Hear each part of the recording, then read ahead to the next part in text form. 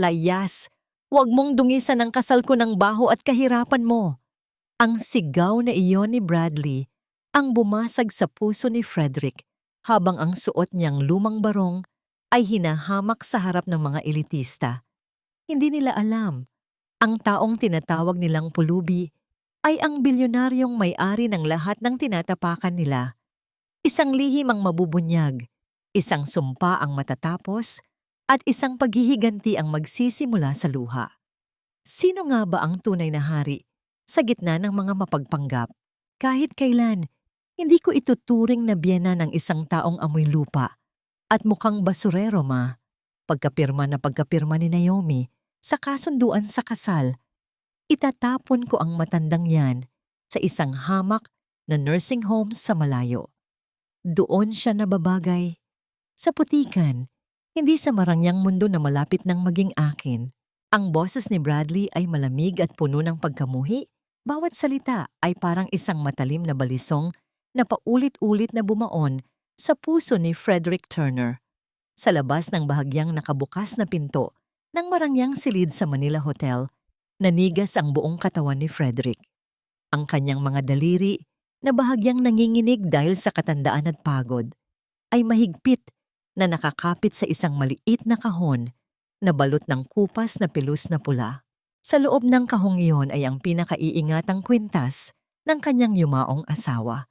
Isang hiyas na hindi matutumbasan ng anumang halaga, na balak sana niyang ibigay kay Bradley sa gabing iyon bilang simbolo ng kanyang basbas at pagtanggap sa lalaking magiging asawa ng kanyang kaisa-isang anak. Suot ni Frederick ang isang lumang barong na may mantsa ng dilaw sa manggas, ang mismong damit na itinago niya sa loob ng maraming dekada bilang alaala ng kanyang simpleng simula. Ito ang kanyang pagsubok, isang hamak na pagbabalat kayo upang makita ang tunay na nilalaman ng puso ng taong pagkakatiwalaan niya ng kanyang kayamanan at, higit sa lahat, ng kaligayahan ni Naomi. Ngunit ang sagot na nakuha niya ay hindi pagmamahal, kundi isang laso na dahan-dahang pumapatay sa kanyang diwa. Naramdaman ni Frederick ang biglang pagbigat ng kanyang dibdib na tila may isang dambuhalang kamay na pumipiga sa kanyang hininga. Ang paligid na dati ay puno ng halimuyak ng mga sariwang bulaklak para sa darating na kasal ay biglang naging amoy ng nabubulok na pagkatao. Ang mga tuhod niya ay nanghina at sa isang sandali, tila tumigil ang pag-ikot ng mundo. Walang anumang tunog na lumabas sa kanyang mga labi. Ang tanging maririnig lamang sa pasilyo ay ang mahina at mabilis na pagtibok ng kanyang puso na parang isang ibon na pilit kumakawala sa isang masikip na hawla. Ang kahon ng pelos sa kanyang kamay ay tila naging kasing bigat ng isang sako ng semento. Gusto niyang sumigaw, gusto niyang itulak ang pinto at kumprontahin ang lalaking pinagkatiwalaan niya. Ngunit ang bawat kalamnan sa kanyang katawan ay tila naging yelo. Isang butil ng malamig na pawis ang gumulong mula sa kanyang noo, kasabay ng isang mapait na pagtatanto na dumurog sa huling hibla ng kanyang pag-asa. Tumingin siya sa dulo ng pasilyo kung saan nakasabit ang malaking retrato ni Naomi na nakasuot ng kanyang puting belo, nakangiti at puno ng liwanag.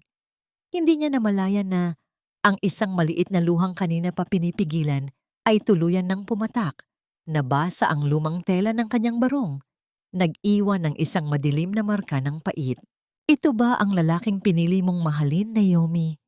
Ito ba ang taong handa mong paglingkuran habang sa likod mo ay hinahamak ang lahat ng pinaghirapan ng iyong ama? Sa katahimikan ng gabi, ang tanging naiwan sa isipan ni Frederick ay isang tanong na paulit-ulit na umaalingaw-ngaw. Mas masakit pa sa anumang sampal na maaari niyang matanggap. Paano niya sasabihin sa kanyang anak na ang kanyang pinapangarap na paraiso ay isa lamang palasyo ng mga buwaya? Nabalik lamang ang diwa ni Frederick nang marinig niya ang banayad na yabag ng mga hakbang patungo sa kanyang direksyon. Mabilis niyang pinunasan ang mantsa ng luha sa kanyang pisngi at isinilid ang pulang kahon sa bulsa ng kanyang lumang pantalon.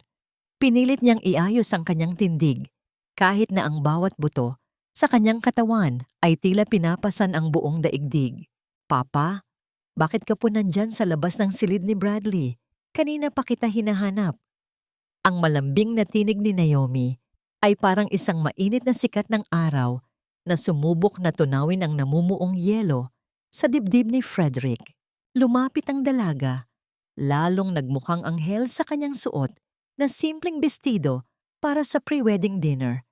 May dalawa itong bitbit na tasa ng mainit na tsaa at ang mabangong usok nito ay dahan-dahang humalo sa malamig na hangin ng pasilyo.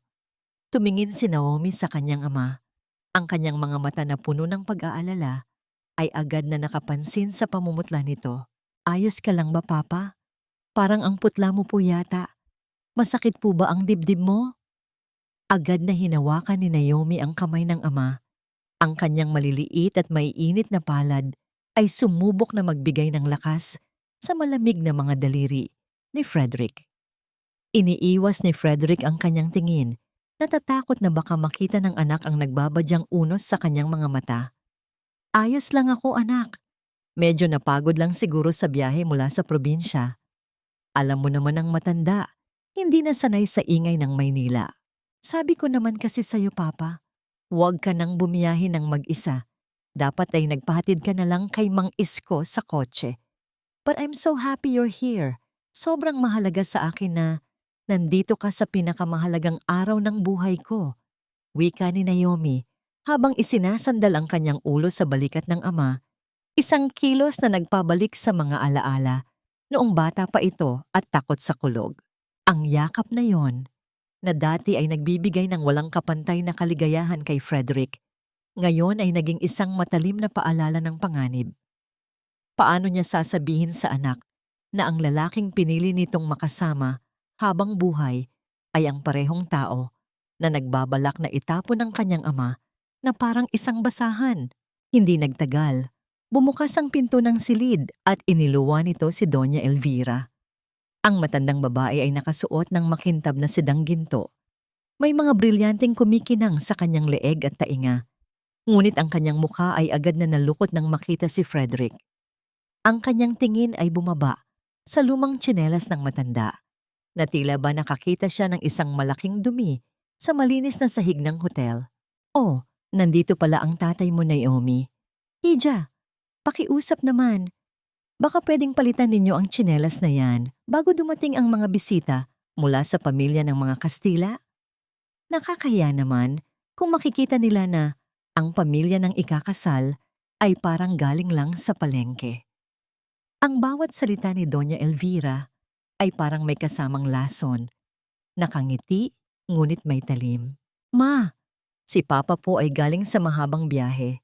At saka, hindi naman po mahalaga ang suot sa hapunan na ito. Pampamilya lang naman po ito.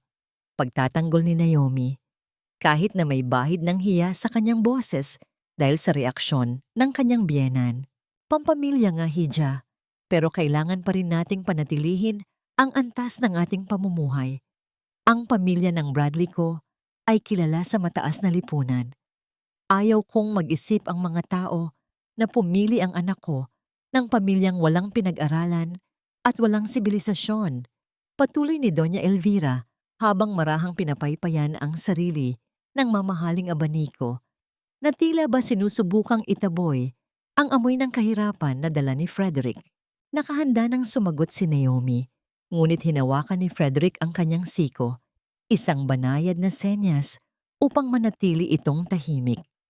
Sa kanyang kaloob-looban, ang bilyonaryong si Frederick Turner ay kayang bilhin ang buong hotel na ito at ang lahat ng ari-ariang ipinagmamalaki ng pamilya ni Bradley sa isang pitik lang ng kanyang daliri. Ngunit pinili niyang manahimik. Ang katahimikan ay ang pinakamalakas niyang kalasag sa ngayon. Lumabas din si Bradley mula sa silid. May hawak na baso ng alak. Nang makita niya si Frederick, isang mabilis na pagngisi ng panghahamak ang gumuhit sa kanyang mukha bago ito napalitan ng isang mapagpanggap na ngiti para kay Naomi. Love, huwag mo nang pilitin si Papa kung saan siya komportable. Kung gusto niyang magsuot ng ganyan, hayaan natin siya. Pagkatapos ng lahat, hindi naman siya ang bida sa gabing ito. Ang mga salita ni Bradley ay tila may kasamang dobleng kahulugan na tanging si Frederick lamang ang nakakaunawa. Ang malamig na tingin ng dalawang lalaki ay nagtagpo sa hangin, isang tahimik na labanan ng kapangyarihan at katotohanan. Pagkalipas ng ilang oras, nang magsimula na ang hapunan at abala ang lahat sa pag-uusap, palihim na lumabas si Frederick sa likod ng hotel. Ang gabi ay malamig at ang hangin ay nagdadala ng amoy ng ulan. Sa isang madilim na sulok ng parking lot, naghihintay ang isang simpleng itim na kotse.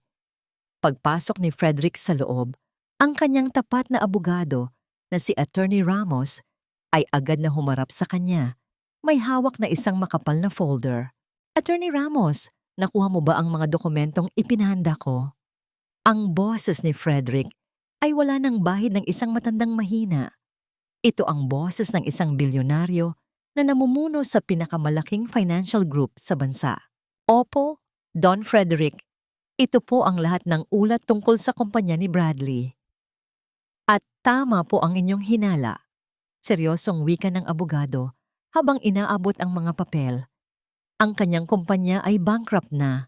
May utang silang mahigit 100 milyong piso sa mga bangko sa labas ng bansa. Kung hindi matutuloy ang kasal na ito at kung hindi nila makukuha ang yaman ni Naomi, haharapin nila ang kulungan at tuluyang pagkasira ng kanilang pangalan sa susunod na buwan. Hinawakan ni Frederick ang mga papel. Ang kanyang mga mata ay naging kasing lamig ng gabi. Ang lahat ng piraso ng puzzle ay unti-unti nang nabubuo sa kanyang isipan. Ang kasal na ito ay hindi isang pagpapakita ng pag-ibig, kundi isang masusing binalak na pagnanakaw.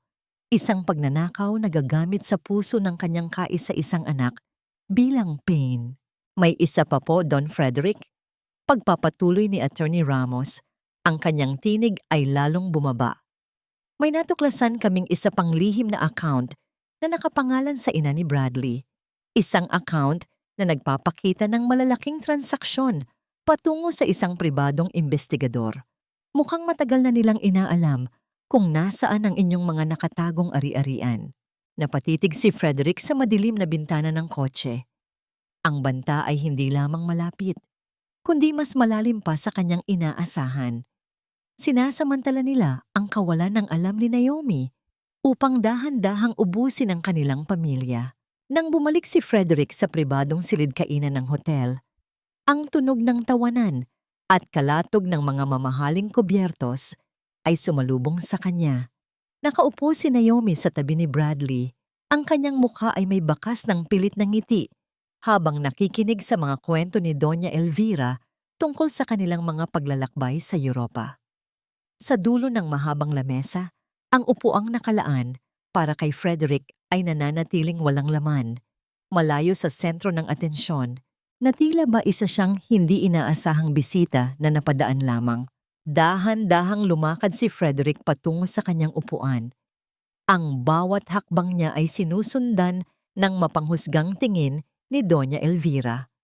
Nang tuluyan na siyang makaupo, pinalapit ni Frederick ang isang maliit na lalagyan na gawa sa katutubong kawayan na binalot sa isang malinis ngunit kupas na telang koton. Ito ang kanyang sorpresang handog para sa hapunan, mga tradisyonal na kakanin na pinaghirapan niyang ihanda kasama ang mga lumang kasambahay sa kanilang probinsya, ang pagkaing paborito ni Naomi noong bata pa ito kapag may espesyal na pagdiriwang. Papa, ano po iyan? Masayang tanong ni Naomi. Ang kanyang mga mata ay kislap ng pananabik ng maamoy ang pamilyar na halimuyak ng banaba at niyog. Iyan ba ang paborito kong kakanin? Oo, anak. Espesyal na ginawa ito para sa gabi bago ang iyong kasal. Naisip kong mas magiging makabuluhan ang hapunan kung may kaunting alaala mula sa ating simpleng pinagmulan. Marahang sagot ni Frederick, habang dahan-dahang binubuksan ng telang nakabalot. Bago pa man tuluyang maipakita ang pagkain, isang malakas na buntong hininga ang nagmula kay Doña Elvira. Ibinaba niya ang kanyang baso ng mamahaling alak na lumikha ng isang matalim na tunog sa ibabaw ng lamesang salamin. Diyos mio, Naomi, sinabi ko naman sa'yo, hindi ba? Ang hapunang ito ay inihanda ng isang Michelin star chef. At ngayon, maglalagay kayo ng pagkaing kalye sa lamesang ito? Ano na lamang ang sasabihin ng mga waiter? Baka isipin nila na wala tayong pambili ng disenteng pagkain. Ma, hindi naman po pagkaing kalye ito. Ito po ang tradisyon sa amin sa probinsya. Isang paraan ng pagbabahagi ng biyaya at pagpapala bago ang kasal. Paliwanag ni Naomi, habang ang kanyang pisngi ay unentunting namumula sa hiya at matinding pagkabigo. Tumingin si Bradley kay Frederick. Ang kanyang mga mata ay puno ng inis. Sa harap ng mga waiters na pabalik-balik sa silid, naramdaman niya na ang kanyang prestihiyo ay nadungisan ng presensya ng matanda. Lumapit siya kay Naomi. Hinawakan ang kamay nito ng mahigpit. Masyadong mahigpit na tila ba isang babala. Love, makinig ka sa mama ko. We are trying to build the image here. Ang mga kliyente ko sa bangko ay nagtatanong na kung anong klase ng pamilya ang papasukin ko. Kung makikita nila na ang tatay mo ay nagdadala ng mga ganitong klaseng murang pagkain sa isang marangyang hotel, iisipin nila na nagpakasal lang ako sa isang pamilyang walang pera. Bulong ni Bradley, ngunit sapat ang lakas upang marinig ng lahat ng naroon sa mesa. Bradley, tatay ko siya. At ang pagkaing ito ay simbolo ng kanyang pagmamahal. Nangangatog ang tinig ni Naomi. Ang kanyang mga mata ay nagsisimula ng mangilid ang luha. Ngunit hindi nakinig si Bradley. Sa halip, tumayo siya at marahas na kinuha ang katutubong lalagyan mula sa tapat ni Frederick. Ang kanyang mukha ay walang bakas ng respeto, kundi purong puot at pagkamuhi. Kung gusto mong kumain ng ganyan, matanda, doon mo kainin sa labas. Hindi sa harap ko at hindi sa harap ng pamilya ko. Sa isang mabilis na pagkilos, binuhat ni Bradley ang lalagyan ng kakanin. Lumakad patungo sa sulok ng silid kung saan matatagpuan ang malaking basurahan ng hotel. At doon ito itinapon ng walang pag-aalinlangan. Ang tunog ng marahas na pagbagsak ng lalagyan sa loob ng basurahan ay dinala ng hangin. Tila bumasag sa huling natitirang dignidad ng pamilya Turner sa silid na yon. Napasinghap si Naomi. Ang kanyang kamay ay napatakip sa kanyang bibig, habang ang mga luha ay tuluyang gumulong sa kanyang pisngi. Tumingin siya kay Bradley na tila ba nakakita ng isang mamamatay tao. Bradley, bakit mo ginawa iyon? Paano mo nagawang itapon ang pinaghirapan ng papa ko? Ginagawa ko ito para sa atin, Naomi, para sa reputasyon natin. Sigaw ni Bradley habang inaayos ang kanyang mamahaling tuxedo na tila ba walang nangyaring masama. Dapat matuto ang tatay mo kung saan siya lulugar. Kung hindi niya kayang makisabay sa marangyang buhay natin, mas mabuting huwag na lang siyang sumipot sa kasal bukas. Nanatiling nakaupo si Frederick.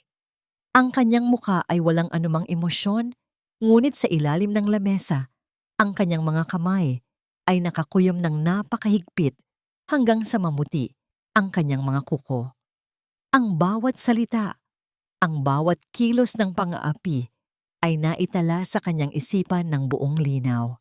Tumingin siya sa basurahan kung saan nakatapon ang alaala ng kanyang yumaong asawa at pagkatapos ay tumingin kay Bradley.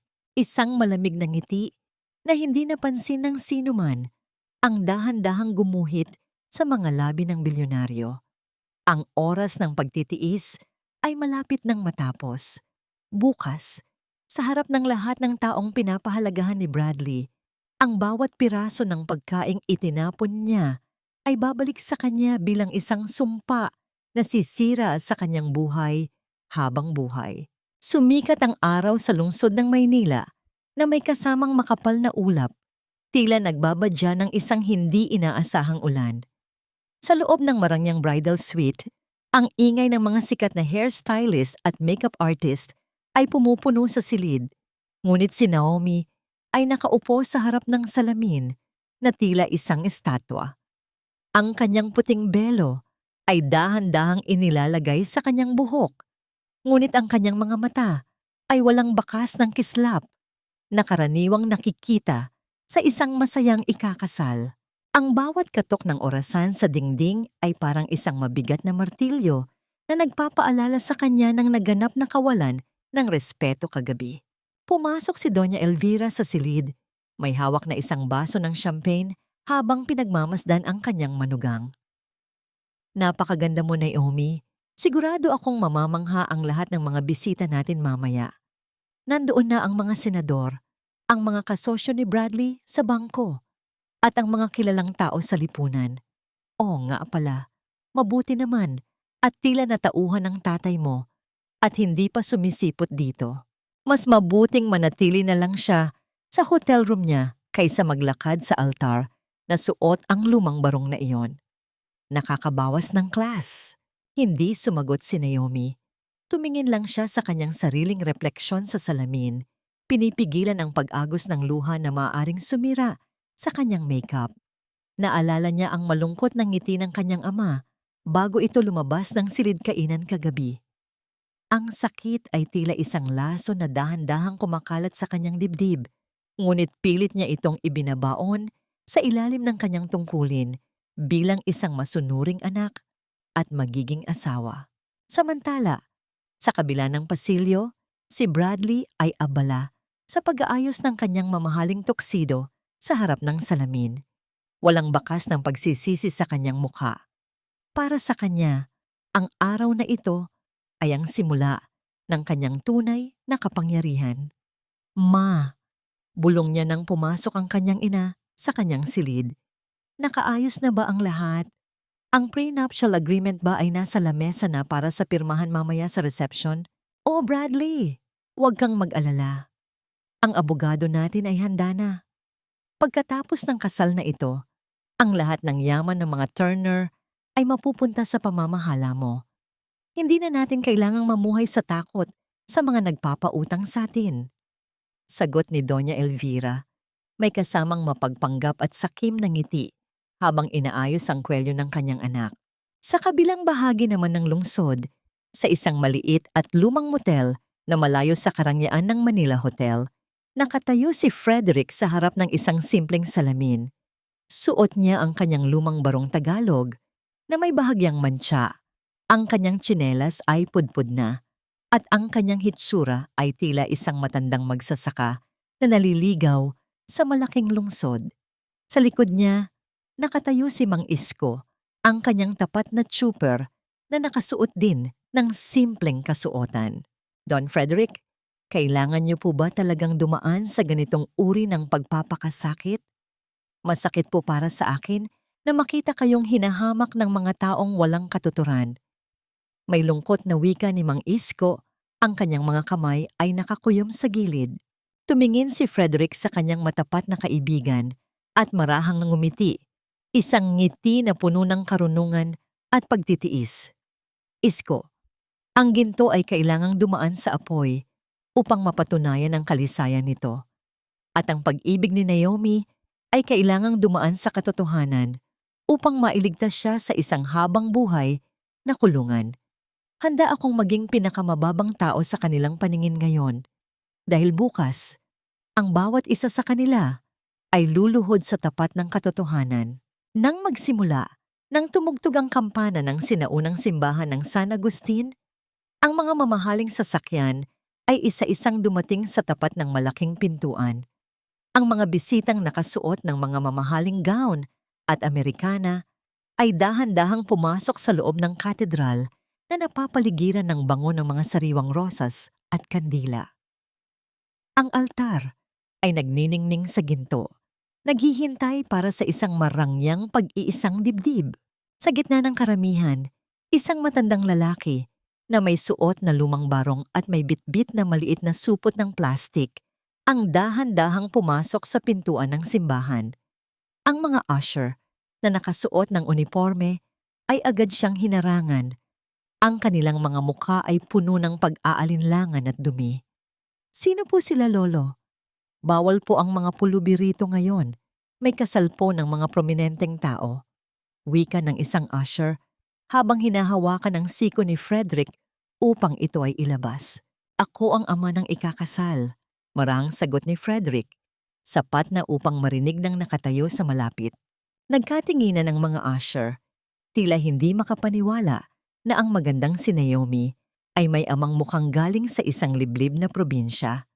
Dahil sa takot na gumawa ng gulo, hinayaan nila si Frederick na pumasok, ngunit hindi siya dinala sa harapang upuan na nakalaan para sa pamilya. Sa halip, itinuro nila sa kanya ang pinakadulong bahagi ng simbahan, sa pinakamadilim na sulok sa likod ng malalaking haliging bato, kung saan ang mga taong nakaupo roon ay ang mga hindi kilalang bisita at mga tagalinis ng simbahan. Doon umupo si Frederick. Sa dilim, ang kanyang mga mata ay nakatitig sa altar kung saan nakatayo si Bradley, mayabang at nakangiti. Habang binabati ang mga mayayamang bisita, walang kamalayan na ang bilyonaryong may-ari ng kanyang kinabukasan ay nakamasid lamang sa kanya mula sa pinakamalamig na sulok ng simbahan. Ang marahang pagtugtog ng organo ng simbahan ay nagsimula. Pinupuno ang naglalakihang pader ng San Agustin ng isang himig na puno ng karangyaan at pangarap. Bumukas ang malalaking pintuang kahoy at dahan-dahang pumasok si Naomi. Hawak niya ang isang kumpol ng mga puting rosas. Ang kanyang mahabang belo ay sumasayaw sa hangin habang siya ay naglalakad sa ibabaw ng pulang alpombra. Ang bawat mata sa loob ng simbahan ay nakatitig sa kanya. Ngunit si Naomi ay may ibang hinahanap. Nilalagpasan ng kanyang paningin ang mga nakangiting mukha ng mga elitista. Hinahanap ang nag-iisang mukha na nagbigay sa kanya ng lakas sa buong buhay niya. Nang marating niya ang gitna ng simbahan, napansin niya na ang upuang nakalaan para sa kanyang ama sa harap, katabi ng pamilya ni Bradley, ay nananatiling walang laman. Isang malamig na kaba ang gumapang sa kanyang dibdib. Tumingin siya sa malayo, patungo sa dulo ng simbahan, at doon, sa ilalim ng malamig na silong ng choir loft, nakita niya si Frederick. Nakaupo ang kanyang ama sa pinakadulo, nakayuko. Hawak ang isang lumang panyo upang punasan ang kanyang pawis habang ang mga tao sa kanyang paligid ay lumalayo, na tila ba siya ay may dalang sakit. Napatigil ang mga hakbang ni Naomi. Ang musika ay tila nawalan ng ritmo sa kanyang pandinig. Sa harap ng altar, napansin ni Bradley ang paghinto ni Naomi at ang direksyon ng kanyang tingin. Nang lumingon si Bradley at makita ang matanda na nakasuot ng lumang barong, ang kanyang muka ay agad na nagbago. Ang mapagpanggap ng ngiti ay napalitan ng isang mapanganib na puot. Para kay Bradley, ang presensya ni Frederick sa likod ay isang malaking sampal sa kanyang maingat na binuong reputasyon sa harap ng mga kasosyo sa bangko na nakaupo sa mga unang hanay. Bago pa man makalapit si Naomi sa altar, ginawa ni Bradley ang isang bagay na ikinagulat ng lahat. Bumaba siya mula sa altar, nilagpasan si Naomi na tila ba hindi niya ito nakikita, at mabilis na naglakad patungo sa dulo ng simbahan. Ang bawat hakbang ni Bradley ay puno ng galit. Ang kanyang sapatos ay lumilikha ng mabibigat na tunog sa marmol na sahig na umalingaw-ngaw sa buong katedral. Sumunod din si Doña Elvira sa kanyang likod. Ang kanyang mukha ay puno ng pandiri. Anong karapatan mong pumunta rito at sirain ang araw ko, matanda? Ang bulong ni Bradley ay puno ng kamandag nang marating niya ang upuan ni Frederick. Hindi niya alintana na ang ilang mga bisita sa likod ay nagsisimula nang lumingon at magbulungan. Gusto ko lang makita ang kasal ng aking anak, Bradley. Ako ang kanyang ama. Marang sagot ni Frederick habang dahan-dahang tumatayo mula sa kanyang upuan. Pinapakita ang kanyang buong paggalang sa banal na lugar. Ama, sa hitsura mong yan, mukha kang pulubing naghahanap ng limos sa labas ng simbahan. Ang boses ni Bradley ay unti-unti nang lumalakas. Nawawalan na ng kontrol sa kanyang galit. Sinabi ko na sa'yo kagabi, hindi ba? Huwag kang magpapakita rito. Sinisira mo ang imahe ng pamilya ko. Ang mga tao rito ay mga kilalang tao, Hindi mga tulad mong dugyot. Bradley, pakiusap, huwag sa loob ng simbahan. Bulong ni Frederick, sinusubukan pa ring protektahan ang damdamin ni Naomi na ngayon ay nagsisimula nang tumakbo patungo sa kanila. Hawak ang kanyang mahabang gown. Ngunit ang galit ni Bradley ay tuluyan ng umapaw nang makita niyang lumalapit si Naomi. Natatakot siya na baka masira ang prenuptial agreement kung magkakaroon ng gulo. Sa isang marahas na pagkilos, hinawakan ni Bradley ang kwelyo ng lumang barong ni Frederick. Ang tunog ng napunit na tela ay marahang umalingaw-ngaw sa tahimik na simbahan nang hilahin niya ang matanda patungo sa pintuan. "Layas! Sabi ng lumayas ka rito eh!" Sigaw ni Bradley habang marahas na itinutulak si Frederick patungo sa labas ng malalaking pintuan ng simbahan. Dahil sa lakas ng tulak, nawalan ng balanse si Frederick at natumba sa sementadong hagdanan sa labas ng katedral. Ang kanyang lumang panyo at ang maliit na supot ng plastik ay nalaglag at ang mga lumang barya na dala niya ay nagkalat sa sahig, lumilikha ng sunod-sunod na tunog ng pagbagsak sa malamig na semento. Nanatiling nakahiga si Frederick sa sahig. Ang kanyang napunit na barong ay nagpakita ng kanyang matandang balikat, habang si Bradley ay nakatayo sa tapat ng pinto, hingal na hingal, at may bakas ng matinding pagmamataas sa kanyang mukha. Sa loob ng simbahan, ang musika ay tuluyang huminto. Ang katahimikan ay naging kasing bigat ng isang libingan, habang si Naomi ay nakatayo sa gitna ng pasilyo, nakatitig sa kanyang ama na nakahandusay sa labas, at sa kanyang magiging asawa na siyang mismong nagtulak dito. Ang kumpol ng mga puting rosas na hawak ni Naomi ay dahan-dahang nalaglag mula sa kanyang mga kamay. Nagkalat ang mga talulot nito sa pulang alpombra na tila mga patak ng luha. Nilagpasan niya si Bradley nang walang pag-aalinlangan, hindi alintana, ang mamahaling tela ng kanyang gown na ngayon ay nagwawali sa maruming sahig ng labas ng simbahan. Patakbong tinungo ni Naomi ang hagdanan kung saan nakahandusay ang kanyang ama. "Papa! Papa, Diyos ko! Patawarin mo po kami!" Ang boses ni Naomi ay puno ng paghagulgol habang lumuluhod siya sa malamig na semento. Walang pakialam si Naomi kung marumihan ang kanyang maputing gown ng alikabok at putik. Inalayan niya ng dahan-dahang pagangat ang ulo ng kanyang ama habang ang kanyang mga kamay ay nanginginig sa matinding galit at takot. Ang napunit na barong ng kanyang ama ay bumasag sa kanyang puso. Ang taong nag-aruga sa kanya, ang nag-iisang haligi ng kanyang buhay, ay itinapon na parang basura sa harap ng kanyang magiging asawa. Lumapit si Bradley, walang bakas ng kahihiyan sa kanyang mukha. Inayos niya ang kanyang kwelyo at tumingin kay Naomi na may kasamang pag-aalinlangan. "Naomi, tumayo ka riyan. Ano ba ang ginagawa mo? Maraming reporters at mayayamang tao ang nakatingin sa'yo. Sinisira mo ang kasal natin para lang sa isang matandang hindi marunong makinig sa babala." "Huwag mo akong hawakan, Bradley!" Sigaw ni Naomi. Ang kanyang tinig ay puno ng galit na hindi pa kailanman narinig ng sino man mula sa kanya. Tumingin siya kay Bradley at sa kauna-unahang pagkakataon, nakita niya ang isang estranghero, isang halimaw na nagtatago sa likod ng isang guwapong mukha at mamahaling tuksido. "Paano mo nagawa ito sa papa ko? Siya ang nagpalaki sa akin. Siya ang dahilan kung bakit ako narito ngayon." Sumingit si Doña Elvira, lumapit na may hawak na abaniko upang takpan ang kanyang mukha sa mga bulong-bulungan ng mga tao. "Naomi, mag-isip ka nga ng tama. Ang ginawa ni Bradley ay para sa kabutihan ng pamilya natin. Ang tatay mo ang nanggugulo rito.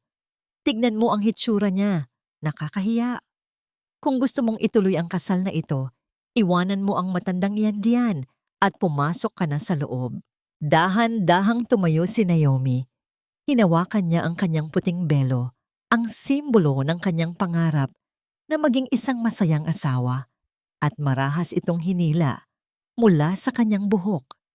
Itinapon niya ito sa tapat ng sapatos ni Bradley. Walang kasalang mangyayari.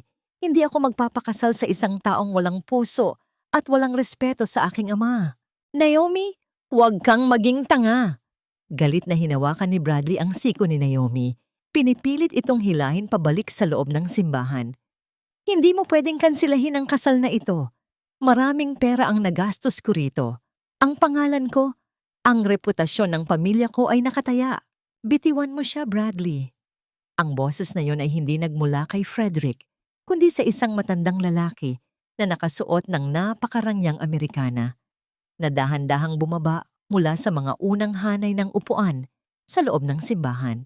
Siya si Senador Victorio Alcantara, ang pinakaprominenteng bisita na inimbita ni Bradley upang magsilbing saksi sa kanilang kasal, at ang tao na matagal nang gustong makuha ni Bradley ang pabor para sa kanyang mga proyekto sa bangko.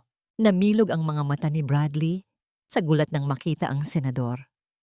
Senador Alcantara, pakiusap. Pagpasensyahan niyo na po ang gulong ito. Ang pamilya ng babae ay, bago pa man matapos ni Bradley ang kanyang pangungusap, isang malakas at mabilis na hampas ng palad ang dumapos sa kanyang kanang pisngi. Ang tunog ng sampal ay umalingaw-ngaw sa labas ng simbahan, dahilan upang mapasinghap ang lahat ng mga nakasaksi. Ang lakas ng sampal ay nagdulot ng pansamantalang kawalan ng balanse kay Bradley, dahilan upang mapahawak siya sa kanyang pisngi na ngayon ay uent-unting namumula at nag-iwan ng isang malalim na marka ng kahihiyan. Napatitig si Bradley sa senador, hindi makapaniwala sa nangyari. Senador, bakit niyo po ako sinampal? Sinampal kita dahil ikaw ang pinakawalang galang at pinakatangang taong nakilala ko sa buong buhay ko. Malamig na wika ni Senador Alcantara, habang ang kanyang tingin ay bumaba kay Frederick, na ngayon ay dahan-dahang tinutulungan ni Naomi na tumayo. Ang mukha ng senador ay puno ng matinding paggalang at takot nang tignan niya ang matanda. Nanginginig ang buong katawan ni Bradley habang hawak ang kanyang namumulang pisngi, nakatitig kay Senador Alcantara na tila ba nawalan siya ng kakayahang magsalita. Sa kanyang tabi, si Doña Elvira ay napalunok ng mariin. Ang kanyang abaniko ay tuluyan ng nalaglag sa sahig. Ang katahimikan sa paligid ng simbahan ay naging kasing talim ng isang nakatagong patalim. Senador Alcantara, ano pong ibig ninyong sabihin? Ang tinig ni Doña Elvira ay nanginginig. Sinusubukang panatilihin ang kanyang marangyang tono kahit na ang kanyang tuhod ay nagsisimula ng manghina. Ang matandang iyan ay isang hamak na magsasakalang mula sa probinsya. Siya ang tatay ni Naomi na walang pinag-aralan. Bakit niyo siya tinatawag na Don? Hindi sila sinagot ni Senador Alcantara. Sa halip, lumapit ang senador kay Frederick. Sa harap ng daan-daang bisitang nakatitig mula sa pinto ng simbahan, ang makapangyarihang senador ay yumukod ng napakababa. Isang kilos ng matinding paggalang na tanging sa mga pinakamataas na pinuno lamang ibinibigay. Don Frederick, patawarin niyo po ako. Hindi ko alam na narito kayo sa ganitong sitwasyon. Kung alam ko lang po na ang hambog na lalaking ito ay hahamakin kayo, hinding-hindi ko tatanggapin ang imbitasyon na maging saksi sa kasal na ito. Napatitig si Naomi sa kanyang ama. Ang kanyang mga luha ay natuyo sa labis na pagkagulat. Papa, ano pong ibig nilang sabihin? Bakit kanila tinatawag na Don? Dahan-dahang tumayo si Frederick. Inalalayan ng kanyang tapat na trooper na si Mang Isko na ngayon ay may seryosong mukha. Pinagpagan ni Frederick ang alikabok sa kanyang napunit na barong Tagalog. Ang kanyang tindig na kanina ay tila baluktot sa katandaan, ay biglang nagbago. Tuwid, matatag, at may dalang isang aura ng kapangyarihan na kayang magpayuko ng sino mang haharang sa kanyang daan. Ang kanyang mga mata na kanina ay puno ng lungkot ay naging kasing talim ng kidlat. Naomi, anak ko.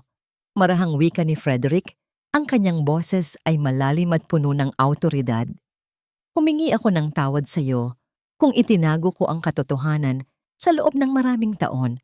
Nais ko lamang na lumaki kang may mabuting puso, malayo sa lason ng labis na kayamanan. At nais kong masiguro na ang lalaking mamahalin mo ay mamahalin ka dahil sa kung sino ka, hindi dahil sa kung ano ang mayroon tayo. Bago pa man makasagot si Naomi, isang sunod-sunod na mahinang ugong ng mga mamahaling makina ang narinig mula sa kalsada sa tapat ng simbahan. Ang tunog ay hindi nagmula sa mga ordinaryong sasakyan.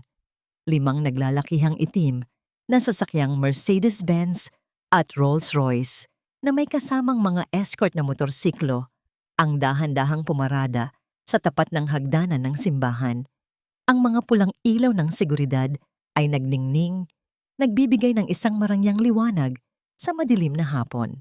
Mabilis na bumaba mula sa unang sasakyan ang 8 lalaking nakasuot ng itim na Amerikana at may mga earpiece sa tainga. Sila ang mga piling personal na tagapangalaga ni Frederick. Binuksan nila ang daan habang mula sa gitnang Rolls-Royce ay bumaba ang isang lalaki na may hawak na gintong pluma at isang makapal na folder ng mga legal na dokumento.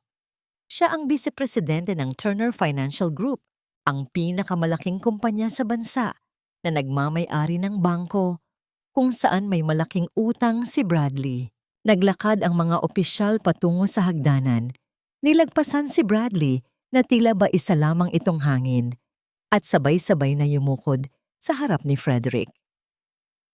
Don Frederick Turner, ang lahat ng inyong mga utos ay naihanda na. Ang mga shares ng pamilya ni Bradley sa aming bangko ay tuluyan ng kinansela at ang kanilang mga ari-arian ay kasalukuyan ng kinukuha ng ating mga abogado. Ulat ng Vice-Presidente, sapat ang lakas upang marinig ng lahat ng naroon. Napahawak si Bradley sa kanyang dibdib. Ang kanyang mukha ay nawalan ng kulay, naging kasing puti ng papel. Ang kanyang mga labi ay nanginginig habang nakatitig sa matandang lalaki na kanina lang ay itinulak at hinamak niya.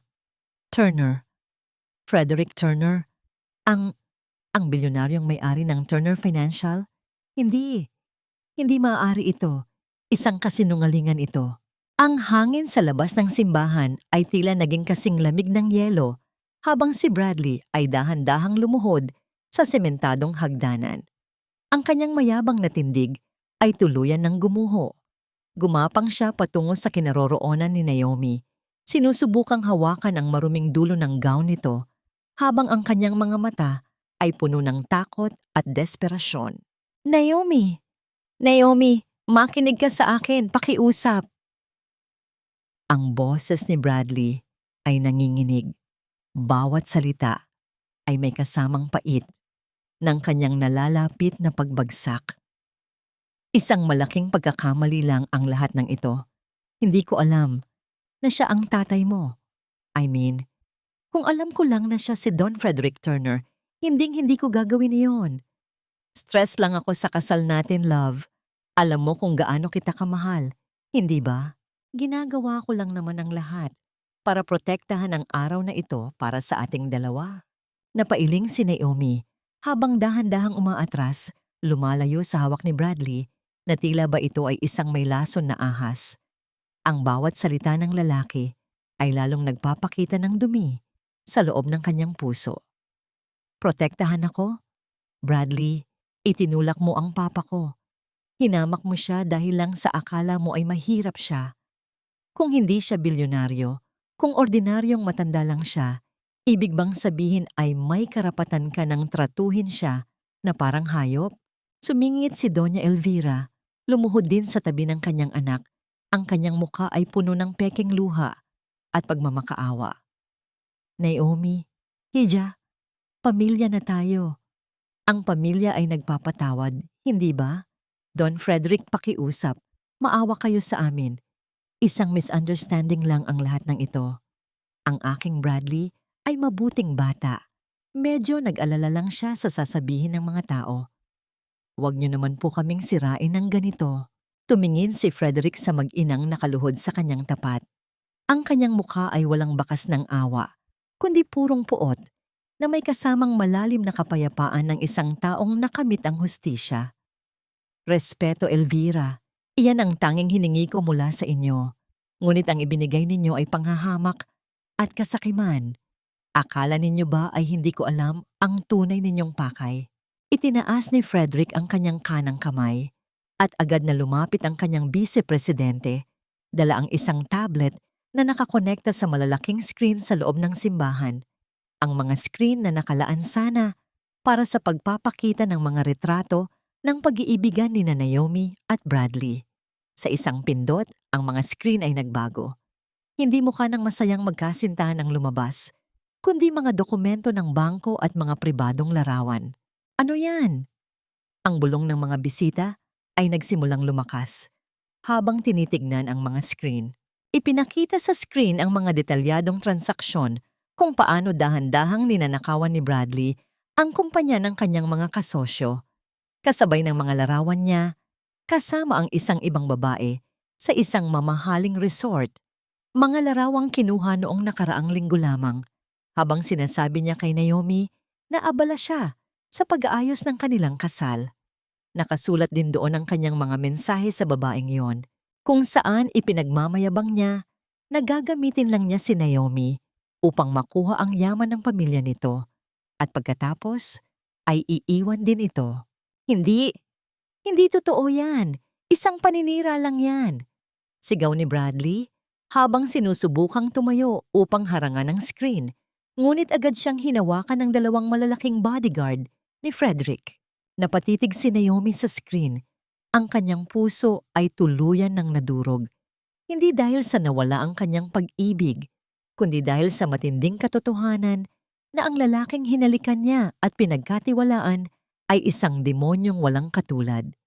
Ang kanyang mga luha ay muling gumulong, ngunit sa pagkakataong ito, hindi ito luha ng kahinaan, kundi luha ng isang paggising mula sa isang mahabang panaginip. Huli na ang lahat, Bradley. Malamig na wika ni Frederick habang ang tunog ng mga sirena ng pulis ay nagsisimulang marinig mula sa di kalayuan, dahan-dahang lumalapit sa tapat ng simbahan. Hindi ka lang mawawalan ng kasal ngayon, mawawalan ka rin ng kalayaan. Dahan-dahang pumarada ang dalawang sasakyan ng mga alagad ng batas sa tapat ng hagdanan ng simbahan. Ang mga pulang ilaw nito ay nagpaikot-ikot, nagbibigay ng isang malamig at nakatatakot na kulay sa nagdidilim na paligid.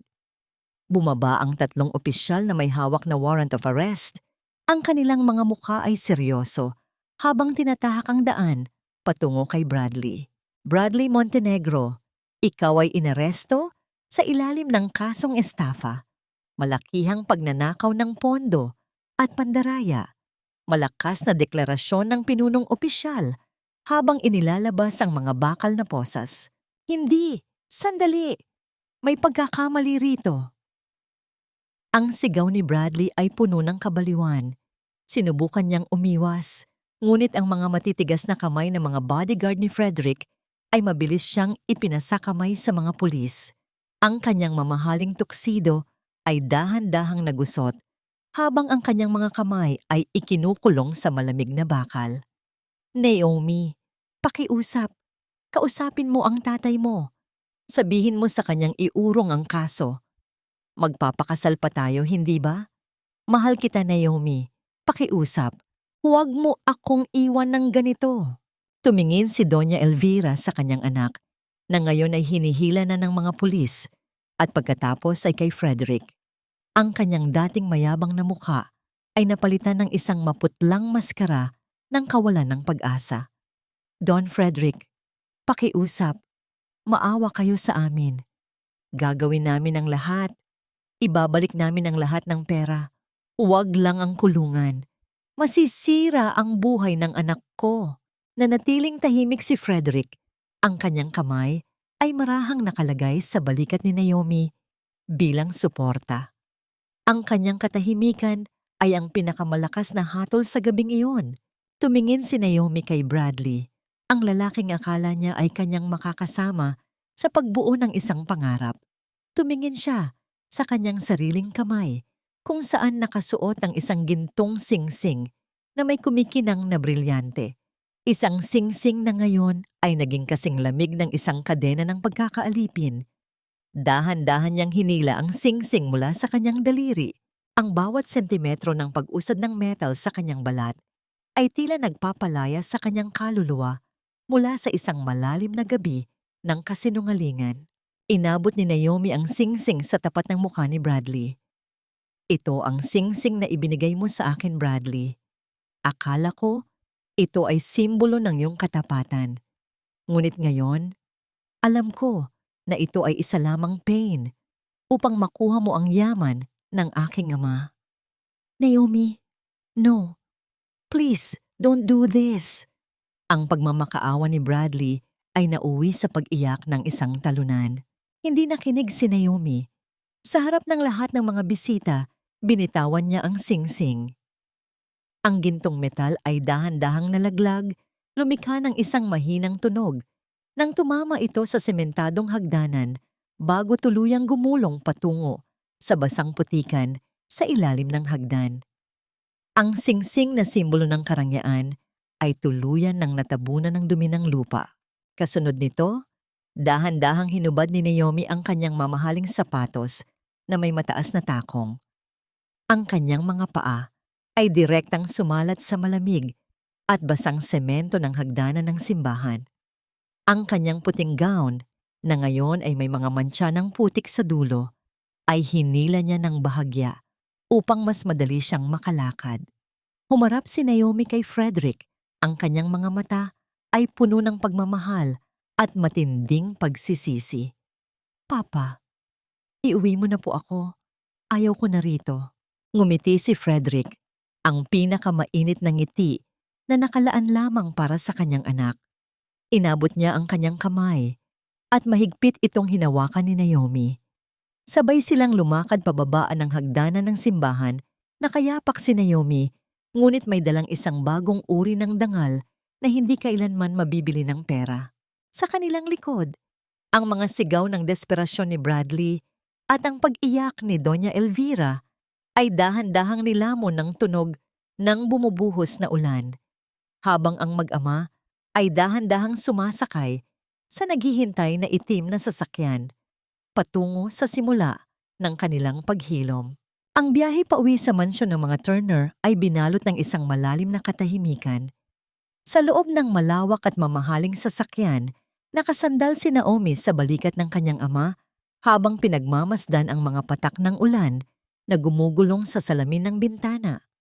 Ang lungsod ng Maynila ay dahan-dahang lumalayo, kasabay ng paglaho ng mga pangarap na akala niya ay totoo.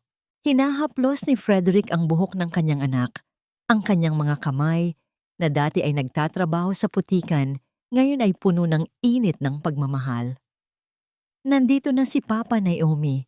Hinding-hindi ko nahahayaan na may lumapit muli sa iyong mapagpanggap. Ligtas ka na, anak ko. Salamat, Papa. At patawad. Patawad kung hindi ko nakita ang katotohanan ng mas maaga. Bulong ni Naomi, ang kanyang boses ay halos mapatid dahil sa matinding pagod ng kanyang emosyon. Nang makarating sila sa mansyon ng mga Turner sa isang eksklusibong subdivision, ang malalaking pintuang bakal ay dahan-dahang bumukas. Ang mansyon ay hindi lamang isang tirahan, ito ay isang malawak na lupain na puno ng mga luntiang puno at mga bulaklak na tila ba isang tagong paraiso. Dito lumaki si Naomi, malayo sa ingay ng negosyo ng kanyang ama. Ngunit ngayon, ang lugar na ito ay nagsisilbi bilang kanyang kanlungan upang maghilom ang sugat ng kanyang puso. Pumasok si Naomi sa kanyang silid. Ang silid na dati ay puno ng mga plano para sa kanyang kasal. Dahan-dahan niyang hinubad ang maruming gown. Ang puting tela na ngayon ay may mantsa ng putik ay itinapon niya sa sulok, na tila ba tinatapon na rin niya ang nakaraang bahagi ng kanyang buhay. Pagkatapos niyang maligo upang hugasan ang lahat ng dumi ng araw na yon, naupo siya sa gilid ng kanyang kama, nakatitig sa kawalan. Isang mahinang katok sa pinto ang bumasag sa kanyang pag-iisip. Pumasok si Mang Isko, dala ang ilang mga gamit na nailigtas mula sa bridal suite sa hotel bago magsimula ang gulo. Hija, Ito nga pala ang mga natirang gamit mo mula sa hotel. Kasama rito ang personal na bag ni Bradley na naiwan sa sasakyan bago ka pumasok sa simbahan. Tumingin si Naomi sa itim na katad na bag ni Bradley. Noong una, ayaw na niya itong hawakan pa. Ngunit naisip niya na mas mabuting iayos ang lahat ng gamit nito upang maibalik sa pamilya nito o tuluyang itapon. Lumapit siya sa lamesa at binuksan ang bag. Sa loob ay may mga mamahaling pabango, mga dokumento ng negosyo, at isang maliit na kwaderno na may nakatagong bulsa sa likod ng pabalat nito. Habang inaayos ang mga papel, may isang nakatuping liham na kulay rosas ang nalaglag mula sa lihim na bulsa ng kwaderno. Ang liham ay hindi pa matagal na naisusulat, at ang sulat kamay doon ay malinaw na kay Bradley. Sa tuktok ng papel, nakasulat ang pangalan ng isang babae. Si Chloe, ang parehong babae na nakita sa screen sa simbahan. Dahil sa curiosity at isang hindi maipaliwanag na kaba, dahan-dahang binuksan ni Naomi ang papel at binasa ang nilalaman nito. Ang bawat pangungusap ay tila isang malamig na hangin na nagpabato sa kanyang buong katawan. Chloe, mahal ko, konting tiis na lang. Malapit nang matapos ang paghihirap natin. Bukas, pagkatapos ng kasal ko kay Naomi, opisyal ko nang makukuha ang pamamahala sa pondo ng kanyang ama. Nababanas na ako sa tuwing tinitignan ko ang mukha ng babaeng iyon. Napaka-inosente at napaka-boring kumilos. Pero kailangan ko siyang tiisin para sa yaman ng pamilya nila. Ang plano ko, kapag nakuha ko na ang kontrol sa lahat ng ari-arian, dahan-dahanan nating lalasunin ang isip ng matanda hanggang sa tuluyan siyang mawala sa landas natin. Pagkatapos niyan, tayo na ang magsasama sa mansyon na matagal nating pinapangarap. Mahal na mahal kita, Chloe. At ang kasal na ito ay para sa ating kinabukasan. Nanginig ang mga kamay ni Naomi. Ang papel ay dahan-dahang nalukot sa kanyang hawak habang ang kanyang puso ay tila tumigil sa pagtibok. Ang katotohanan ay mas malala pa sa kanyang inaasahan. Si Bradley ay hindi lamang isang lalaking hamak na naghahanap ng pera. Siya ay isang mamamatay tao na may planong kitilin ang buhay ng kanyang ama. Maagang pumasok si Naomi sa silid-aklatan ng kanyang ama. Hawak ang nakalukot na liham ni Bradley na tila ba ito ay isang piraso ng nagbabagang uling. Nakaupo si Frederick sa kanyang malaking lamesang kahoy. May hawak na tasa ng kape habang nakikinig sa mga ulat ni Attorney Ramos tungkol sa sitwasyon ng pamilya Montenegro. Papa, ang pabulong na tinig ni Naomi ay nanginginig nang iabot niya ang sulat. Tignan mo po ito. Hindi lang pala pera ang nais niya sa atin. May mas masama pa siyang plano para sa iyo. Nang basahin ni Frederick ang liham, ang kanyang mga mata na karaniwang puno ng kalmado ay biglang nagningning sa matinding galit. Ang kanyang panga ay sumikip at ang kanyang mga daliri ay mahigpit na humawak sa gilid ng papel hanggang sa ito ay mapunit ng bahagya. Tumingin siya kay Attorney Ramos na agad namang tumango. Alam na kung ano ang kahulugan ng tingin ng kanyang pinuno. Ibigay mo ito sa mga awtoridad. Amomos, idagdag ito sa mga kaso laban sa kanya. Sisiguraduhin natin na hinding-hindi na muling makakatapak ang lalaking iyan sa labas ng kulungan. Malamig at may awtoridad na wika ni Frederick bago lumingon kay Naomi upang hawakan ang malamig nitong kamay. Huwag kang matakot, anak ko. Hanggat ako ay humihinga, walang sino mang makakasakit sa iyo. Samantala, sa loob ng isang madilim at mabahong selda sa presinto, nakaupo si Bradley sa sahig, nakasandal sa malamig na pader na gawa sa semento. Ang kanyang mamahaling toksido ay gusot-gusot na, may mga mantsa ng pawis at dumi, at ang kanyang buhok na dati ay maayos na nakagel ay nakabagsak sa kanyang noo. Paulit-ulit siyang tumatawag sa kanyang abogado, ngunit ang sagot na natatanggap niya ay palaging pareho. Bradley, wala akong magagawa. Wika ng kanyang abogado sa kabilang linya ng telepono. Inarangan ng Turner Financial ang lahat ng posibleng paraan ng piyansa. Ang lahat ng mga account mo sa bangko ay tuluyan nang na-freeze. At ang balita tungkol sa tangkamong pagpapakasal para sa pera at ang mga kaso mong estafa ay nasa lahat na ng pahayagan at telebisyon ngayon. Wala ng bangko o kumpanya ang gustong makipag-ugnayan sa iyo. Sa labas ng presinto, ang mundo ni Doña Elvira ay gumuho rin sa loob lamang ng 24 na oras. Sa loob ng kanilang marangyang kondominium sa Makati, paulit-ulit niyang sinusubukang tawagan ang kanyang mga kaibigan sa mataas na lipunan, ang mga kasama niya sa mga mararangyang charity event at siya. Ngunit bawat tawag niya ay alinman sa hindi sinasagot o agad na ibinababa kapag narinig ang kanyang boses. Ang kahihiyan ay parang isang lason na nagpalayo sa lahat ng taong dati ay sumasamba sa kanila. Isang sunod-sunod na mabibigat na katok sa pintuan ng kanilang kondominium ang bumasag sa katahimikan. Nang buksan ni Doña Elvira ang pinto, sumalubong sa kanya ang 3 lalaking nakasuot ng uniporme ng bangko, kasama ang isang sheriff mula sa korte. Magandang umaga, Ginang Montenegro, malamig na wika ng sheriff habang inaabot ang isang pulang papel. Ito ang opisyal na foreclosure notice mula sa bangko.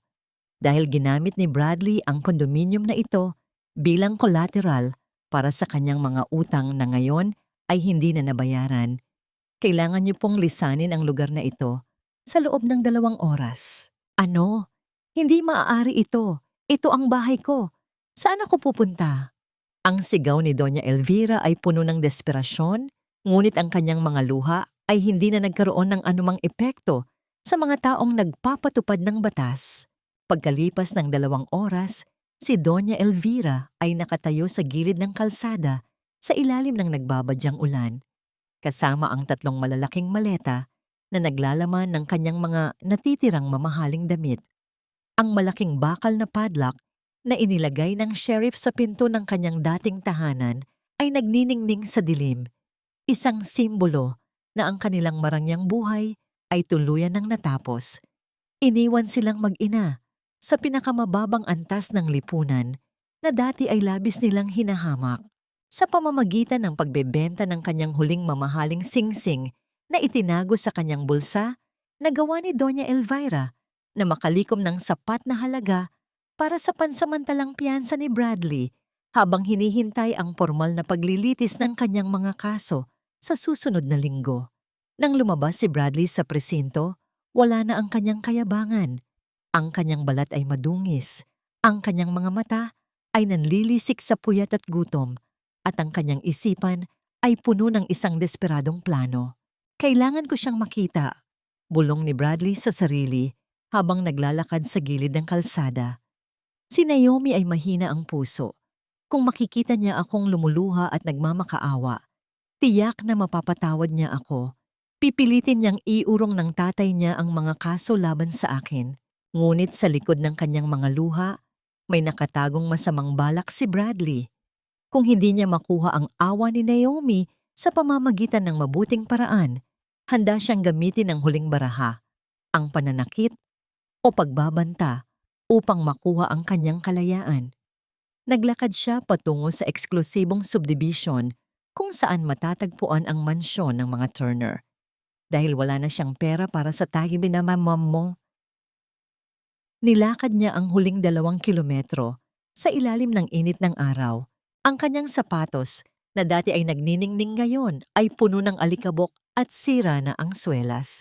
Nang marating niya ang tapat ng mansyon, napahinto si Bradley. Ang naglalakihang pintuang bakal na may nakaukit na gintong titik na T ay nagniningning sa sikat ng araw. Ito ang palasyo na matagal niyang pinangarap na ariin, ang lugar na akala niya ay magiging kanya pagkatapos ng kasal. Lumapit siya sa intercom sa gilid ng gate at mabilis na pinindot ang buton. Naomi! Naomi! Pakiusap! Lumabas ka rito! Sigaw ni Bradley sa intercom. Ang kanyang boses ay nanginginig sa pagod at desperasyon. Makinig ka sa akin, love! Pinagsisisihan ko na ang lahat. Ang aking ina ay walang matuluyan at ako ay malapit ng mabulok sa kulungan kung hindi mo ako tutulungan. Alam kong mahal mo pa ako, Naomi. Sa loob ng mansyon, sa malawak na silid pamahalaan, nakatayo sina Frederick at Naomi sa harap ng malaking screen na nagpapakita ng labas ng gate. Nakikita nila si Bradley na nakaluhod sa alikabok, umiiyak at pinapalo ang kanyang mga kamay sa bakal na pinto. Tumingin si Frederick kay Naomi, pinagmamasdan kung may bakas pa ba ng kahinaan sa puso ng kanyang anak. Ngunit ang mukha ni Naomi ay nanatiling malamig at matatag. Ang pag-ibig na dati ay bumubulag sa kanya ay tuluyan ng natunaw ng katotohanan ng liham na natuklasan niya kagabi. Nais mo ba siyang kausapin, anak? Marang tanong ni Frederick. Hindi po, Papa. Sagot ni Naomi, ang kanyang tinig ay walang alinlangan. Wala na akong sasabihin sa isang taong nagbabalak na pumatay sa aking ama. Hayaan nating ang batas ang magparusa sa kanya. Tumango si Frederick at pinindot ang isang buton sa kanyang lamesa upang bigyan ng hudyat ang mga gwardiya sa gate. Sa labas, habang patuloy sa pagmamakaawa si Bradley, biglang bumukas ang isang maliit na pinto sa gilid ng gate. Ngunit walang lumabas na tao. Sa halip, ang narinig ni Bradley ay ang mababa at nakatatakot na ungol ng dalawang naglalakihang asong Rottweiler, ang mga piling asong bantay ng mansyon. Lumabas ang mga ito na nanlilisik ang mga mata. Ang kanilang matatalas na ngipin ay nakalantad habang nakatitig kay Bradley. Napaatras si Bradley sa matinding takot, napaupo sa basang putikan ng kalsada habang ang mga aso ay marahang lumalapit sa kanya. Tanging ang bakal na gate lamang ang nakaharang sa kanila. Napagtanto ni Bradley na ang pinto ng paraiso na kanyang hinangad ay tuluyan ng sumara para sa kanya, at ang tanging sumasalubong sa kanya ngayon ay ang matatalas, nangangipin ng kabayaran ng kanyang sariling kasamaan. Pagkatapos ng unos na naganap sa simbahan, pinili ni Frederick na dalhin si Naomi sa isang maliit na pampublikong klinika sa isang mahirap na komunidad sa labas ng lungsod. Ito ang klinikang madalas puntahan ni Frederick noong siya ay nagpapanggap pa lamang na isang simpleng matanda. Dito niya napatunayan na mayroon pa ring mga tao na handang tumulong ng walang hinihintay na kapalit. Pumasok ang mag-ama sa klinika na napupuno ng mga pasyenteng naghihintay ng kanilang libreng gamot. Sa likod ng lamesa, abala ang isang batang doktor na si Dr. Gabriel sa pagsusuri sa isang matandang babae. Si Dr. Gabriel ay kilala sa lugar dahil sa kanyang dedikasyon at kabutihang loob. Siya ang nag-iisang doktor na hindi sumisingil sa mga walang pambayad, at siya rin ang nagbigay ng libreng gamot kay Frederick nang magpanggap ang bilyonaryo na sumasakit ang dibdib dahil sa gutom. Nang matapos ang kanyang pagsusuri, tumingin si Dr. Gabriel sa pinto at agad na nakilala ang kanyang dating pasyente. Mang Fred, kamusta na po kayo? Akala ko po kung ano nang nangyari sa inyo pagkatapos ninyong hindi sumipot sa inyong check-up noong nakaraang linggo. Masayang wika ng doktor habang mabilis na tumatayo upang salubungin ang matanda. Ngumiti si Frederick at marahang tinapik ang balikat ng doktor. Mabuti ang lagay ko, Gabriel, at nais kong ipakilala sa iyo ang aking anak na si Naomi. Tumingin si Dr. Gabriel kay Naomi. Ang kanyang mga mata ay nagpakita ng isang tapat na paghanga na walang halong interes sa pera o katanyagan. Magandang araw po, Naomi. Madalas po kayong ikwento ng inyong ama sa akin. Sabi niya, kayo raw ang kanyang pinakamalaking kayamanan. Naramdaman ni Naomi ang isang kakaibang init sa kanyang puso nang marinig ang mga salitang iyon. Ang tapat ng ngiti ni Dr. Gabriel ay lubos na kakaiba sa mga mapagpanggap na ngiti ni na Bradley at Doña Elvira. Ito ang unang pagkakataon pagkatapos ng mahabang panahon na nakakita siya ng isang taong tumitingin sa kanyang ama nang may tunay na paggalang, hindi dahil sa kanyang yaman, kundi dahil sa kanyang pagkatao. Gabriel, seryosong wika ni Frederick habang ang kanyang tapat na tsuper na si Mang Isko ay pumasok dala ang isang malaking kahon ng mga mamahaling kagamitang medikal. Ang huling pagbisita ko rito ay hindi isang aksidente. Nais kong subukin ang iyong katapatan at napatunayan mo na ikaw ay isang tunay na doktor ng bayan. Simula sa araw na ito, ang Turner Financial Group ay magiging opisyal na sponsor ng klinikang ito. Tutulungan ka naming palawakin ang lugar na ito at bibigyan ng sapat na pondo upang lahat ng mahihirap ay makatanggap ng libreng operasyon. Namilog ang mga mata ni Dr. Gabriel sa labis na pagkagulat. Mang Fred, ibig ko pong sabihin, Don Frederick, hindi ko po alam kung paano kayo pasasalamatan. Ginagawa ko lang naman po ang aking tungkulin at ang tungkuling iyon ang nagligtas sa aking paniniwala na mayroon pa ring mabubuting tao sa mundo. Sagot ni Frederick habang marahang tumitingin kay Naomi na ngayon ay dahan-dahang nakikipag-usap sa mga pasyente. Ang kanyang mukha ay uent-unting nakakaramdam ng kapayapaan sa gitna ng pagtulong sa iba. Habang ang mag-ama ay abala sa klinika, sa isang madilim at mabahong kwarto, sa isang tagong bahagi ng lungsod, nakaupo si Bradley sa harap ng isang lalaking may mga tattoo sa braso, isang kilalang usurero at pinuno ng isang sindikato sa lugar. Ang mga mata ni Bradley ay namumula sa galit at ang kanyang isipan ay tuluyan ng nilamon ng kabaliwan. Gawin mo ang lahat, bulong ni Bradley habang iniaabot ang natitirang mga dokumento ng kanyang kumpanya na hindi pa nakukuha ng bangko bilang pambayad. Gusto kong mawala si Frederick Turner at gusto kong makuha si Naomi. Kung hindi sila magiging akin, walang sino mang makikinabang sa kanila. Nakatayo si Naomi sa labas ng malaking gusali ng kagawaran ng katarungan sa Maynila. Matapos niyang pirmahan ang huling mga dokumento para sa formal na pagpapasawalang bisa ng kanyang mga kasunduan kay Bradley at ang pagsasampa ng mabibigat na kaso laban dito. Kasama niya si Attorney Ramos at si Dr. Gabriel na sumama sa kanya upang tumulong sa mga legal na permit para sa bagong pondo ng kanilang klinika. Ang araw ay uenti-unting lumulubog. Nag-iiwan ng isang kulay gintong sikat sa kalangitan. Salamat, Gabriel, sa pagsama sa amin ngayon. Marahang wika ni Naomi, may kasamang maliit ngunit tapat na ngiti. Ang kanyang puso, bagamat may sugat pa, ay dahan-dahang nakakahanap ng lakas sa bawat hakbang ng paglipas ng mga araw. Walang anuman, Naomi. Handa akong tumulong sa iyo sa anumang paraan. Sagot ni Dr. Gabriel. Ang kanyang boses ay puno ng kapayapaan na palaging nagpapatahimik sa magulong isipan ni Naomi. Bago pa man sila makarating sa naghihintay na sasakyan ni na Frederick, isang mabilis at maruming figura ang lumabas mula sa likod ng malalaking haliging bato ng gusali. Si Bradley ito. Ang kanyang mukha ay maputla. Ang kanyang mga mata ay nanlilisik at may maitim na bilog sa ilalim. At ang kanyang hininga ay mabaho sa alak at puyat. Mukha siyang isang taong tuluyan ng iniwan ng katinuan. Mabilis na hinarangan ni Bradley ang daan ni Naomi. Binuhat ang kanyang mga nanginginig na kamay. Naomi, kausapin mo ako. Ang mga abogado mo. Ayaw nilang makipagnegosasyon. Kung hindi mo iuurong ang mga kaso, haharapin ko ang 20 taon sa kulungan. Masisira ang buhay ko, Naomi. Hindi mo ba naaalala ang lahat ng pinagsamahan natin? Aatras. Sana si Naomi.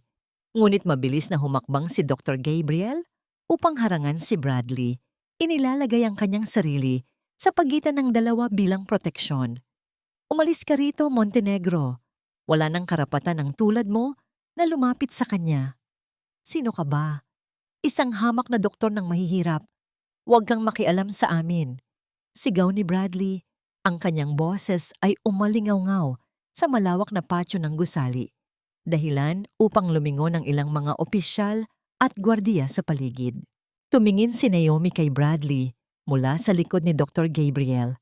Ang takot na naramdaman niya noong una ay tuluyan ng napalitan ng isang malalim na pagkamuhi at awa para sa lalaking minsang minahal niya.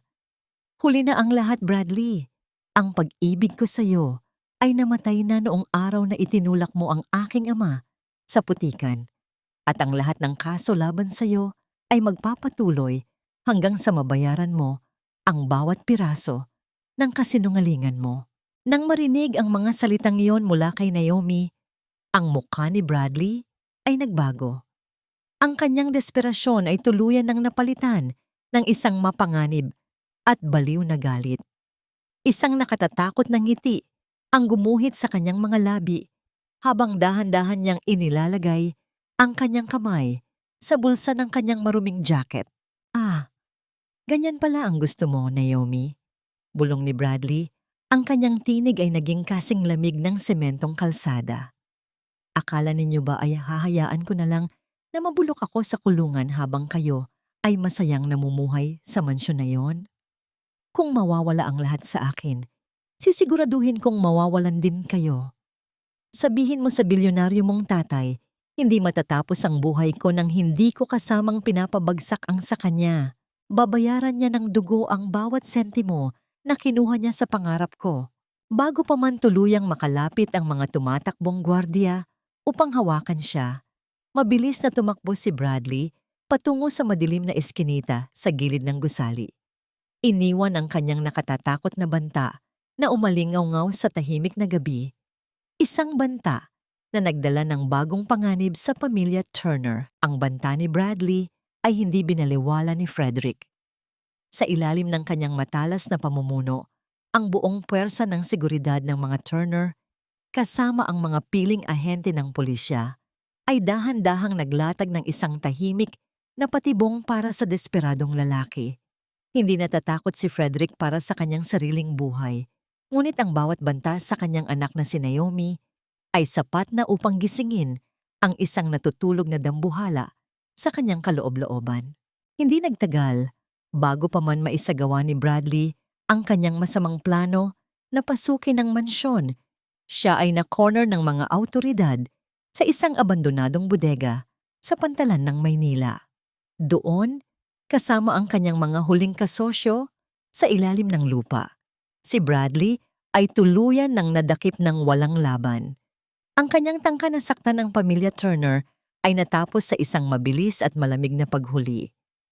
Sa pagkakataong ito, wala ng piyansa, wala ng kaibigan, at wala ng huwad na kapangyarihan ang makapagliligtas sa kanya mula sa habang buhay na pagkakakulong. Matapos ang mabilis na paglilitis, ang balita tungkol sa tuluyang pagbagsak ng pamilya Montenegro ay naging pambansang usap-usapan. Ang dangal ng pamilya Turner ay hindi lamang naibalik, kundi lalo pang nagniningning dahil sa katatagan at kabutihan na ipinakita ni Frederick at Naomi sa gitna ng pagsubok. Ang bawat pahayagan ay naglathala ng katotohanan, nagbibigay ng inspirasyon sa libu-libong tao na nakasubaybay sa kanilang kwento. Upang tuluyang makalayo sa ingay ng lungsod at sa mga mata ng media, nagpasya si Frederick na dalhin si Naomi sa kanilang pribadong bahay bakasyunan sa dalampasigan ng Batangas. Ang lugar na ito ay puno ng mga alaala ng kanyang yumaong asawa, isang tagong paraiso kung saan ang tanging maririnig ay ang banayad na bulong ng mga alon at ang marahang paghampas ng hangin sa mga puno ng niyog. Nakatayo si Naomi sa dalampasigan. Ang kanyang mga paa ay dahan-dahang lumulubog sa malambot na buhangin habang pinagmamasdan ang paglubog ng araw na nagiiwan ng isang napakagandang kulay ng kahel at lila. Sa kalangitan, ang malamig na tubig dagat na paminsang-minsang humahaplos sa kanyang mga paa ay tila dahan-dahang naghuhugas sa bawat natitirang sakit, bawat luha, at bawat bigat ng kanyang nakaraan. Lumapit si Frederick sa kanyang tabi. May suot na simpleng t-shirt at tsinelas, ang hitsura na mas paborito niyang gamitin kaysa sa anumang mamahaling suit.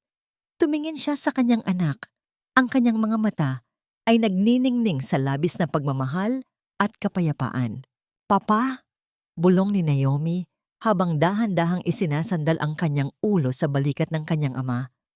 Sa kauna-unahang pagkakataon, pagkatapos ng mahabang panahon, Nararamdaman ko na ang tunay na kapayapaan.